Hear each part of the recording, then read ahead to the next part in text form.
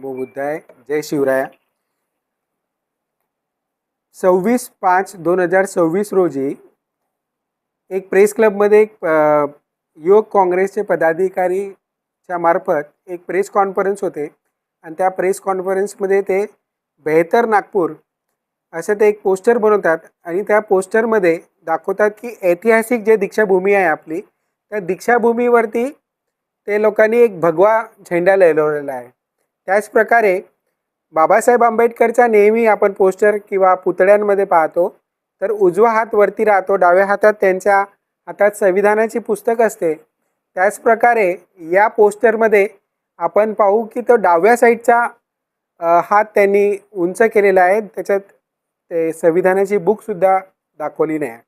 आम्हाला त्याच्यात काही आक्षेप नाही आहे, पण ज्या प्रकारे समाजामध्ये ही जी पोस्टर असे व्हायरल करून तीळ निर्माण करून झालेले आहे, याच्यामध्ये त्यांची जे द्वेष भावना आहे, जे दीक्षाभूमीवरती ते भगवा झेंडा लहरवलेला आहे त्याची जे द्वेष भावना दिसत आहे, जे इथे मनुवादीचे विचार आपल्याला या पोस्टरच्या मार्फत दिसून झालेले आहे, ते कुठेतरी बौद्ध समाजाच्या आंबेडकरी जनतेचे याच्यात मन दुखवलेले आहे.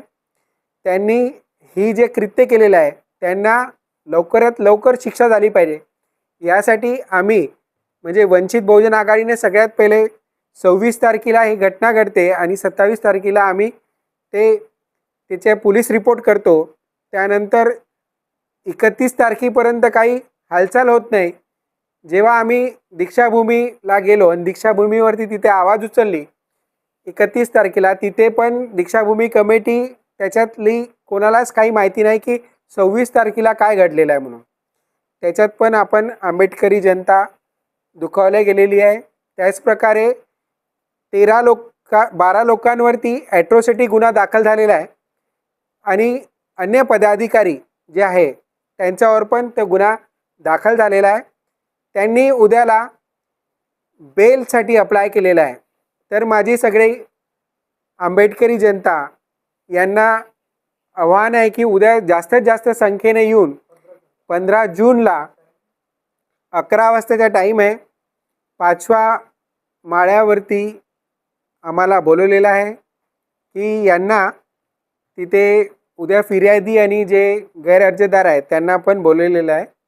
तर जास्तीत जास्त लोकांना आम्ही हे सांगून इच्छितो की आम्ही कुठल्या पण प्रकारचे कमी करणार नाही आहोत. उद्या आमची ॲडव्होकेटची पूर्ण टीम आपली तिथे राहणार आहे आणि त्यांची बेल खारिजच करू.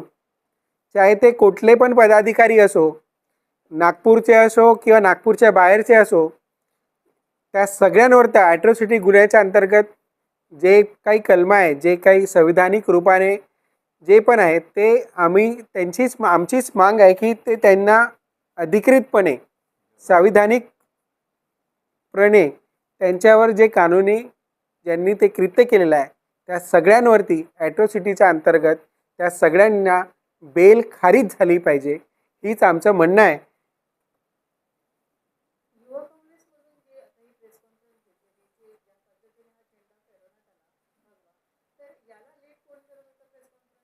याच्यात प्रभारी जे महाराष्ट्राचे प्रभारी आहे ते पण होते, अजय चिकारा म्हणून होते, शिवराज मोरे होते, अनुराग भोयर होते, असे 12 लोकांचे नावं आपण तिथे सांगितलेले आहे. हे सगळे युवक काँग्रेसचे पदाधिकारी आहे. जेव्हा की एक प्रोटोकॉल असतो त्या प्रोटोकॉलच्या अंतर्गत हे जेव्हा पोस्टर बनवतात ते पोस्टर सगळ्यांकडे स्प्रेड होते. त्यानंतर हे लोक एक मोठ्या प्रमाणात प्रेस कॉन्फरन्स घेतात आणि त्या प्रेसमध्ये अशा प्रकारे बौद्ध बांधवांचं, आंबेडकरी जनताचे हे मन दुखवतात.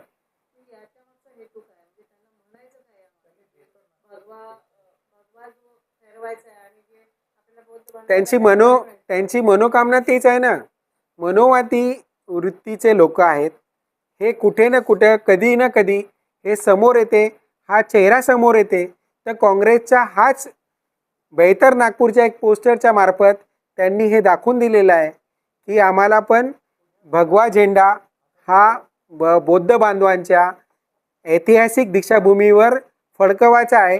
हे सुरुवात आहे मॅडम, हे वरतीच नाही तर मग जेवढे पण बौद्ध विहार आहे त्याच्यावर पण लावणं चालू करेल. मी ट्रस्टीला भेटलो. ट्रस्टीला भेटल्यानंतर ते बोलले की आम्हाला असं माहितीच नाही की आतापर्यंत अशी कृत्य झालेलं आहे म्हणून. मी म्हणतो की ते प्रेस कॉन्फरन्समध्ये झालं, प्रेसमध्ये जाहीर झालं, दुसऱ्या दिवशी पेपरमध्ये आलं, तर हे त्यांना काय माहिती नाही का? म्हणजे ते काय अनपढ आहे तिथे बसलेले लोक? त्यांना जर नाही आहे, त्यांना जर करायचं नाही तर त्यांनी खुर्च्या खाली केल्या पाहिजे. दीक्षाभूमी कमिटीला बरखास्त केलं पाहिजे. नाही, मुद्दामून केलेला आहे. कारण की जेव्हा प्रेस कॉन्फरन्स घेतात तर प्रेस कॉन्फरन्सची लीडिंग कोण करणार आहे, साईडला कोण बसेल, उजव्या साईडला कोण बसेल, कोण त्याच्यात अक्षय हेटे म्हणून त्यांनी ते हॉल बुक केला. तर हे काय नियोजन एका दिवसात नाही होत ना. प्रेस कॉन्फरन्समध्ये बसणारे जेव्हा महाराष्ट्राचे प्रभारी तिथे येतात, महाराष्ट्राचे सहप्रभारी येतात, तर हे सगळे लोक जे आलेले आहेत ते महाराष्ट्राचे नसून एक हरियाणाचा आहे. 100% होऊ शकते. ज्या प्रकारे बौद्ध बांधवांचा, आंबेडकरी जनतेचे मन दुखवलेले आहे, याच्यातून हे निष्कर्षात येते की यांची जे मनुवादी कृत्य आहे ते कुठे ना कुठे समोर आलेलं आहे. त्याला लपवण्यासाठी हे सगळे कृत्य करून आलेले आहे. आमची एकच मागणी आहे की लवकरात लवकर ॲट्रॉसिटीच्या अंतर्गत जे कलमा त्यांच्यावर आणखी लागतात ते त्यांच्यावर लागले पाहिजे आणि त्यांच्यावर ते संविधानिक रूपाने त्यांना जेल कोठडीमध्ये बंद केलं पाहिजे. 15 तारीख उद्या 3 लोकांनी बेलसाठी अप्लाय केलेला आहे. तर आम्ही ते बेल होऊ देणार नाही. त्याच्यासाठी आम्ही ॲडव्होकेटची टीम पण लावलेली आहे. नाही, त्यांना अजूनपर्यंत कोठडी दाखवली नाही आहे पोलिसांनी. आता फक्त FIR केलेली आहे. त्यांनी नोटीस इश्यू केलेलं आहे. त्या नोटीसच्या याच्यावरती ते लोक बेलसाठी अर्ज केलेला आहे. उद्या ते बेल अर्जासाठी ते लोक उद्या कोर्टामध्ये येणार आहे. Anticipatory bell. अजय त्यांनी प्रेस कॉन्फरन्स घेतली ते प्रोटोकॉल अनुसार घेतली. पहिले तर एक हा मुद्दा आहे. तर यांनी हे सोची समजी साजिशसारखं असं वाटून झालेलं आहे. पण याचे जे आंबेडकरी जनता, जे बौद्ध बांधवांची जे आहे त्यांचे कुठेतरी मन जे दुखवलेले आहे ते कुठे शांत बसणारे नाही आहे. पर्यंत त्यांनी नोटीस जाहीर केलेलं आहे. आम्ही पोलिसांना ACP साहेबांना विचारण्यात आलं तेव्हा ते बोलले की आम्ही एक एक करून त्यांना बोलू आणि हे करू. आणि आम्ही 3दा ACP ऑफिसला गेलो तर तिथे साहेब काही सुट्टीवर आहे सोमवारपर्यंत. सोमवारी ते येणार आहे.